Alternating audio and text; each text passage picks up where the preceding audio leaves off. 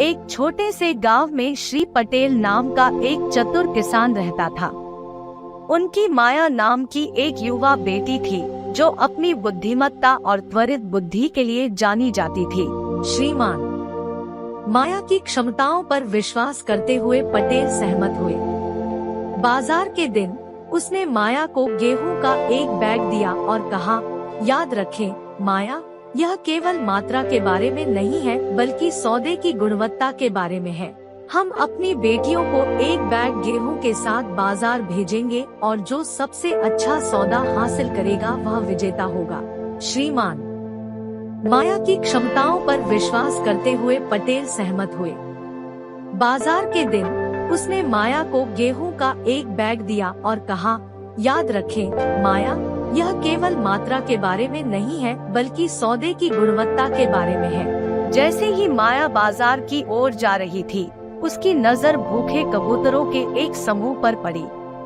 तुरंत गेहूं बेचने की बजाय उसने कबूतरों को दाना डालने का निश्चय किया। एक दयालु व्यापारी ने दयालुता के इस कार्य को देखा और उसे एक विशेष जड़ी बूटी की पेशकश की जो गेहूं के स्वाद को बढ़ाने के लिए जानी जाती है। आखिरकार जब माया बाजार पहुंची तो पड़ोसी किसान की बेटी पहले से ही अपना गेहूं बेच रही थी।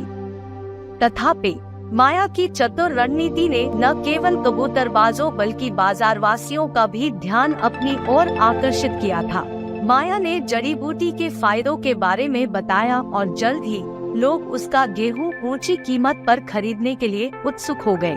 पड़ोसी किसान की बेटी केवल मात्रा पर ध्यान केंद्रित करते हुए माया के सौदे की गुणवत्ता से मेल नहीं खा सकी।